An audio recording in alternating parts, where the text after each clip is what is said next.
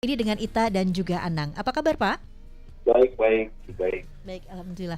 Baik, Pak, mungkin bisa diinformasikan juga terkait dengan pertemuan kemarin nih. Apakah Pak Bob juga ikut waktu kemarin Pak ketika bertemu dengan kawan-kawan dari AMPB? Eh, ya, kita seluruh anggota DPR pada dasarnya mengetahui apa yang telah terjadi dan apa yang telah menjadi perjuangan bagi kawan-kawan dari masyarakat Pati Bersatu dan selanjutnya seperti itu. Jadi apa yang dimohonkan itu adalah tentang pengesahan undang-undang perampasan aset dan hukuman mati bagi para koruptor seperti itu. Pak Bob, ini Ya. jadi banyak pertanyaan dari masyarakat. Kenapa sih undang-undang perampasan aset ini seakan-akan kok sulit banget disahkan? Apa karena memang ini hal yang baru di Indonesia karena sebelumnya belum ada, atau memang ada perdebatan di dalamnya Pak di Komisi 3 Komisi ini 3, yang ya. menggodok undang-undang perampasan aset ini? Ya, pada dasarnya yang pertama saya kan selaku ketua Badan Legislasi juga. Iya. Tidak ada perdebatan yang berarti atau tidak ada yang menolak sama sekali terkait dengan RUU perampasan aset. Karena semenjak tahun 2025 di akhir tahun di bulan Oktober saya telah menetapkan RUU Undang-Undang Perampasan Aset itu sebagai bagian daripada prioritas prolegnas. Dan di tahun 2026 terus berjalan.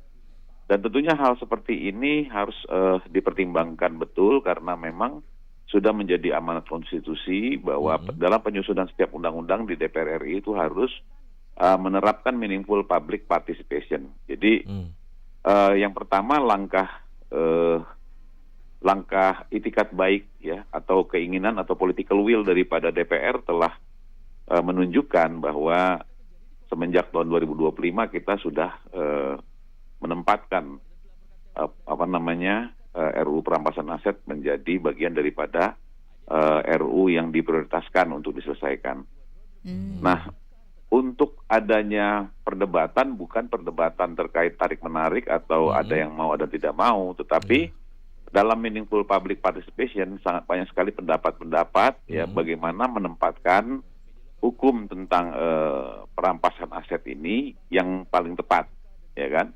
Apakah ini merupakan bagian daripada tambahan atau sebagai bagian daripada penindakan bagi pelaku tindak korupsi atau koruptor, atau masuk juga di situ ada teroris maupun narkotika yang pada dasarnya ada sebuah kerugian negara di situ.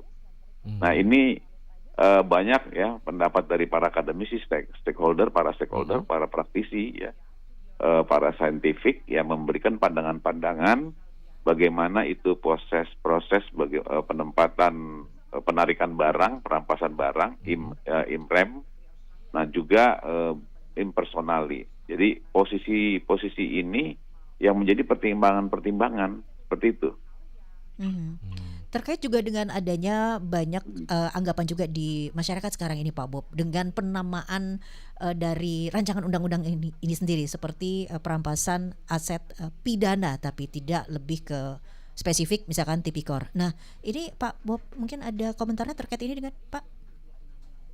Iya, pada dasarnya kan masyarakat punya pandangan bahwa ada dua hal ya, ada conviction based forfeiture, itu artinya ada kepastian hukum terlebih dahulu baru ada penindakan. Ada non conviction based ya, artinya yang tanpa ada kepastian hukum patut diduga dapat dilakukan proses tindakan perampasan. Nah inilah yang menjadi diskursus di Komisi 3 dalam proses penyusunan bahwa tentunya kita menganut skema legal culture atau penarikan semua undang-undang yang tidak boleh terlepas daripada kooptasi konstitusi kita. Sehingga ada garda konstitusi, Mahkamah Konstitusi, lahirnya Mahkamah Konstitusi itu pada intinya adalah untuk kemudian memverifikasi dan melakukan evaluasi seluruh undang-undang yang tidak memiliki pengikatan makna terhadap konstitusi, tidak berhubungan dengan konstitusi. Itulah sebenarnya yang menjadi bahan diskursus kita. Nah, kalau bicara tentang bagaimana cara pola dengan penamaan perampasan aset yang dilaksanakan dengan non-convection based forfeiture, itu adalah bentuk bagaimana aparat penegak hukum yang dapat melakukan tindakan tanpa adanya kepastian hukum seperti kepolisian dan kejaksaan, seperti itu. Itu yang menjadi diskursusnya. Pak Bob, kita pengen tahu Pak, semangat anggota Dewan ini kan semangatnya pengen bagaimana memiskinkan pelaku korupsi atau koruptor ini Pak. Nah ini di dalamnya seperti itu Pak atau seperti apa untuk undang-undang ini? Semangatnya sudah barang pasti kan pemulihan aset, di mana para pelaku korupsi itu kan telah membuat, jadi kerugian negara itu atau tindakan pidana korupsi itu mengakibatkan seseorang yang telah melakukan perbuatan melawan hukum dan terus selanjutnya mengakibatkan juga kerugian negara atau dapat dikatakan berkurangnya kekayaan negara. Jadi bukan negara kemudian tidak ada berkurang terhadap suatu tindakan kemudian merampas aset orang lain. Inilah yang disebut dengan conviction based, seperti itu. Jadi kita harus melihat sisi-sisi di mana kepastian hukum ini sebagai bagian daripada legal culture. Amanat konstitusi kita di pasal 1 ayat 3 bahwa negara kita adalah negara hukum, Rechtsstaat. Jadi tidak dapat kemudian banyak pandangan-pandangan, bahkan drafting yang ada di masa lalu itu terkesan non-conviction based. Jadi ini yang menjadi diskursus. Apakah kita tetap menggunakan kedua hal tersebut ataukah salah satu? Nah, kalaupun non-conviction based kita lakukan, maka bagaimana polanya? Ya tentunya aparat penegak hukum harus melalui tahapan yang namanya pengajuan permohonan ke pengadilan, dan tentunya polanya adalah perdata. Pada saat pengajuan pengajuan permohonan untuk rampasan itu adalah melalui pengadilan dengan pola perdata, maka di dalam hukum acara perdata ini kan jelas bagaimana tingkat dasar, tingkat pengadilan negeri, kemudian mengakibatkan apakah nanti dalam undang-undang ini yang menentukan bahwa tidak ada proses banding, upaya hukum banding, bahkan tidak ada proses hukum upaya hukum kasasi dan selanjutnya. Apakah ini akan memenuhi karakteristik daripada pola legal culture kita di Republik Indonesia atau pola hukum kita yang terlaksana selama ini? Ya, adanya kepastian hukum sehingga ada beberapa atau berbagai langkah-langkah upaya hukum baik tingkat di pengadilan negeri, pengadilan tinggi, pengadilan kasasi di Mahkamah Agung, dan termasuk pengadilan luar biasa yaitu melalui peninjauan kembali. Nah, ini yang menjadi pembahasan yang sehingga kita perlukan betul-betul banyak masukan. Ya, jadi tidak sembarangan, sehingga banyak juga yang berkesimpulan agar para ahli ini banyak yang berkesimpulan menyampaikan agar tidak terburu-buru gitu loh untuk mengesahkan.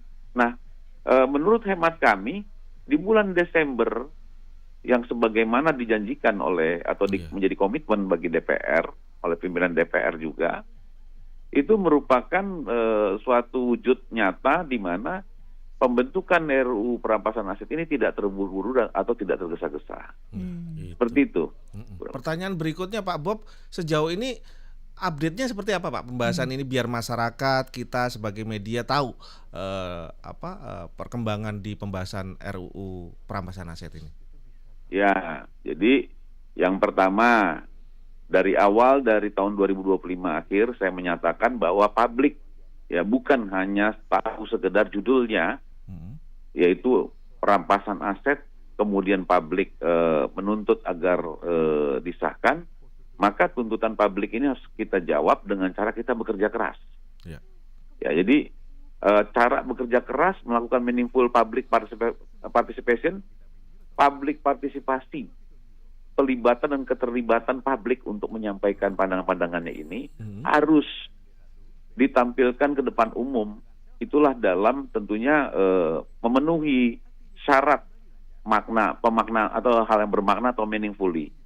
Nah, jadi publik harus mengetahui, kita dari bulan Oktober tahun 2025 sampai dengan tahun 2026 itu seluruhnya tahu, karena kita memang tayangkan di muka umum di YouTube.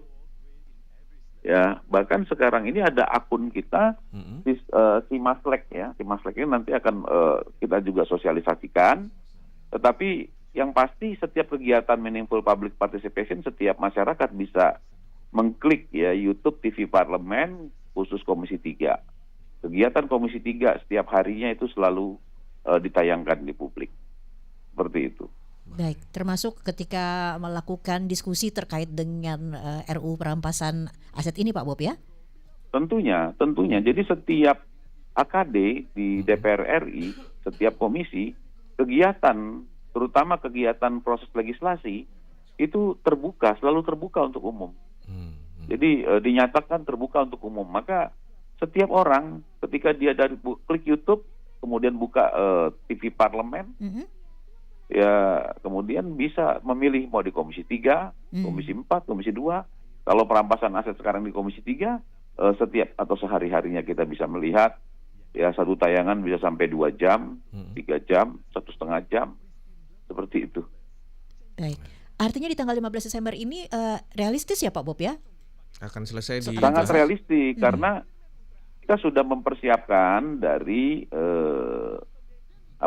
Oktober 2025 ya untuk persiapan pembuatan naskah akademik, kemudian untuk ini, jadi saya ingin sampaikan bahwa adanya draft-draft yang masa lalu itu juga menjadi bagian daripada inspirasi dalam rangka pembentukan draft yang terkini, dan tetapi sekali lagi bahwa kita membangun pola pikir hari ini dengan pola pikir yang lalu tentang RUU perampasan aset berbeda, karena hukum itu sangat dinamis.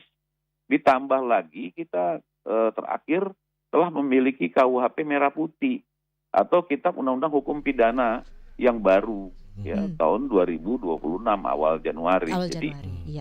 Jadi ini kan kita bisa lihat ya bahwa dalam perkembangan hukum, khususnya hukum pidana, hadirnya KUHP dan KUHAP yang baru di tahun 2026 ini sangat menjadi proses pemikiran utama, menjadi parameter untuk kemudian bagaimana memproduksi atau membentuk rancangan undang-undang tentang perampasan aset yang juga merupakan bagian daripada rezim hukum pidana. Demikian. Pak Bob Hasan, ini mungkin closing kali ya, pertanyaan terakhir kali ya mungkin Pak Bob Hasan. Ini kan untuk menjawab keraguan masyarakat soal pembahasan RUU ini, untuk membuat masyarakat agar tidak khawatir dengan anggota dewan ini, apa yang akan dikatakan Pak Bob untuk menjawab ini? Ya, dipastikan bahwa paripurna adalah sebuah sidang di DPR RI yang merupakan sidang tingkat tertinggi yang diputuskan, tidak ada lagi yang paling tinggi daripada paripurna DPR RI. Ya. Kemarin kita melaksanakan paripurna, telah dinyatakan oleh Ketua Komisi 3 DPR RI beserta pimpinan rapat, yaitu dengan para ketua dan wakil DPR RI, menyatakan bahwa penyelesaian daripada RUU perampasan aset ini yaitu tanggal 15 Desember paling lambat, gitu loh. Nah, itu diputuskan dalam keputusan rapat tertinggi di DPR ya, melalui paripurna. Ya, dan ini saya kira jarang sekali hal ini terjadi. Nah, kemudian yang kedua, di hadapan para publik yang melaksanakan tuntutan, pimpinan DPR RI membuat sebuah komitmen bahwa bila mana sampai dengan tanggal 15 tidak selesai, maka pimpinan akan mengundurkan diri. Jadi ini merupakan satu komitmen, ditambah dengan diputuskan dalam rapat paripurna, ya. Karena memang pada waktunya di bulan Desember ini merupakan sebuah waktu yang saya kira cukup panjang sudah, karena kita sudah di Komisi 3 sudah sampai berpuluh kali sampai ratusan kali telah meminta pandangan-pandangan bagi para praktisi, akademisi, bahkan saintifik, ya. Jadi saya kira tidak ada hal yang menurut saya bersifat meragukan, ya. Karena dalam sampai bulan ini September, Oktober, November, dan Desember saya kira ini adalah waktu yang cukup panjang, sekalipun memang masa sidang akan terhalangi dengan masa sidang, tapi dari semenjak kemarin Komisi 3 menyelenggarakan rapat penyelenggaraan partisipasi publik itu di masa reses juga dilakukan. Seperti itu. Baik. Ya. Baik, terima kasih sekali lagi Terima kasih Pak Bob. untuk waktunya. Ini semoga bisa menjawab keraguan pertanyaan, masyarakat, keraguan masyarakat soal pembahasan Insyaallah, RUU pasti. perampasan aset. Terima kasih Pak Baik, Bob, terima sehat kasih, selalu. Pak. Insyaallah. Selamat pagi ya Pak Baik. Bob. Waalaikumsalam. Baik, pendengar dan juga pemirsa Trijaya, itu tadi dia obrolan kami bersama dengan salah satu anggota dari Komisi 3 DPR RI, ada Pak Bob Hasan. Beliau ini juga sekaligus Ketua Badan Legislasi atau Balek periode 2024 sampai 2029 yang juga memimpin berjalannya tentunya setiap rapat rancangan undang-undang, terutama rancangan undang-undang aset. Dan beliau ini juga yang juga cukup push ya dari dalam untuk bisa sesegera mungkin mensahkan. Tapi itu tadi dia ada kehati-hatian.